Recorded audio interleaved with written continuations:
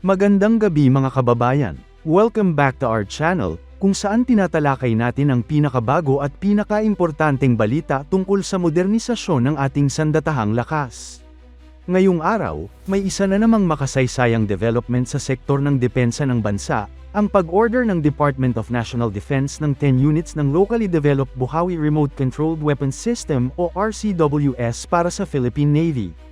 Hindi lang ito basta procurement, ito ay simbolo ng pagsisimula ng mas matatag na Self-Reliant Defense Posture o SRDP program ng Pilipinas. At ang Department of Science and Technology o DOST, katuwang ng DND, ay may malaking papel dito.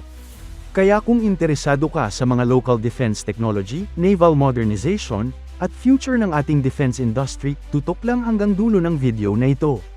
Pero bago tayo magsimula, tandaan natin na ang matatag na Pilipinas ay hindi lang nabubuo sa lakas militar, kundi sa maayos na pamahalaan, paglaban sa korupsyon, pagtanggi sa political fanaticism, at pagsugpo sa fake news. Mahalaga yan para sa tunay na seguridad at katatagan ng bansa. So, ano nga ba itong tinatawag na Buhawi? Ang Buhawi, na short for Building a Universal Mount for Heavy Barrel Automated Weapon Integration, ay isang remote-controlled weapon system na kayang i-operate mula sa loob ng isang sasakyang pandigma o command center, ligtas at malayo sa frontline ang operator.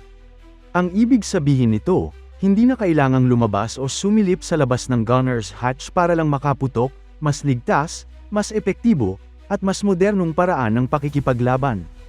Idinisenyo at binuo ito ng Metals Industry Research and Development Center, MIRDC, ng DOST, kasama ang Philippine Navy at iba pang local defense engineers. May day, night vision, thermal imaging capability, at automatic target tracking ang Buhawi, high-tech, kumbaga. Kaya nitong gumamit ng 12.7 mm heavy machine gun na pwedeng i-mount sa iba't ibang naval platforms. Bakit malaking balita ang order na ito? Unang-una, dahil ito ang unang beses na nagkaroon ng procurement contract ang Philippine Navy para sa isang locally developed RCWS, at hindi ito sample lang, kundi 10 units kaagad. Pangalawa, it's a proof of concept na kaya ng Pilipinas na gumawa ng mga makabagong weapon systems, hindi lang tayo basta tagabili, kundi tagagawa na rin. Ang proyekto ay bahagi ng mas malawak na layunin ng DND at DOST na palakasin ang Self-Reliant Defense Posture, SRDP, program ng bansa, na nagsimula pa noong dekada 2070 pero ngayon mas pinaigting. Ibig sabihin, mas binibigyang halaga na ngayon ang local defense manufacturing industry, hindi lang para makatipid kundi para rin maging independent tayo sa foreign suppliers.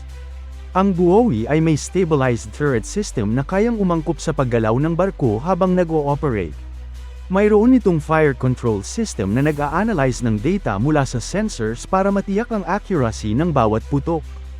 Gamit ang joystick at computer console sa loob ng command center, pwedeng i-maneuver ng operator ang weapon 360 degrees. May capability ito na mag-track ng moving targets, whether sea-based o air-based. Bukod dito, modular ang design ng Buhawi, ibig sabihin, pwede itong i-integrate sa iba't ibang klase ng platforms tulad ng patrol boats, small ships, armored vehicles, at posibleng aircraft in the future. Ang Buhawi project ay bahagi ng SRDP program o Self-Reliant Defense Posture ng Pilipinas. Layunin ng SRDP na bawasan ang dependence ng Pilipinas sa imported defense systems. Ay develop ang kakayahan ng local industries na gumawa ng sariling military hardware. Palakasin ang synergy ng academy, government, at private sector sa larangan ng defense R&D. Sa kaso ng Buhawi, nagsaanib puwersa ang DOST MIRDC, Philippine Navy, at mga local engineers para buuin ito mula research hanggang prototype testing.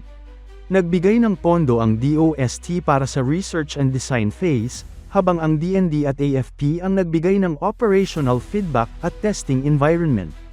Ayon sa mga ulat, ang 10 Buhawi units na in-order ng Philippine Navy ay posibleng i-deploy sa mga multi-purpose attack craft, MPACs, small patrol vessels, at mga future offshore patrol vessels, OPVs.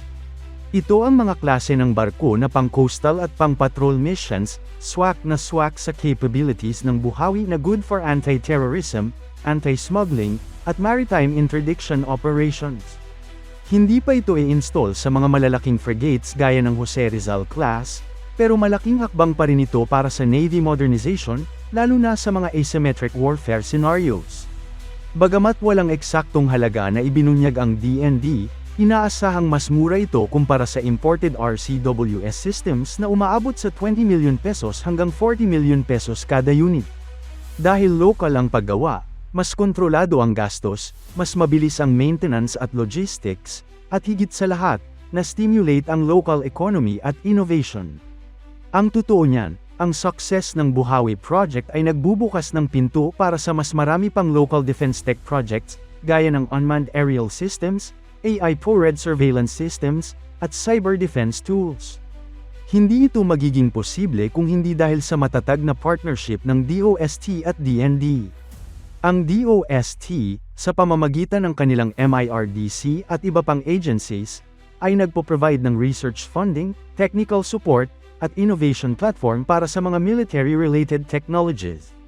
Sa kabilang banda, ang DND naman ang nagbibigay ng operational requirements, test beds, at final integration sa mga platforms ng AFP. Ang collaboration na ito ay patunay na kapag nagsama ang science at defense sector, may potensyal tayong makabuo ng world-class systems gawa mismo sa Pilipinas. Kung magiging successful ang integration ng unang 10 Buhawi units, malaki ang posibilidad na madagdagan pa ang order, hindi lang sa Philippine Navy, kundi pati na rin sa Philippine Army at Philippine Air Force. May mga plano na ring i-develop ang next generation Buhawi na may laser rangefinder, integrated AI tracking, at drone targeting capability. Posibleng maging export product din ito in the future kung mapapatunayan nating competitive ito sa international market. At higit sa lahat, ang tagumpay ng Buhawi ay magiging blueprint para sa iba pang SRDP projects na gusto nating itulak, mula sa drone manufacturing hanggang sa paggawa ng local radar systems. Mga kababayan, ang balitang ito ay hindi lang tungkol sa pagbili ng armas. Ito ay kwento ng tiwala sa sariling kakayahan, suporta sa local industry, at pagsisimula ng isang mas independent at self-reliant na sandatahang lakas ng Pilipinas.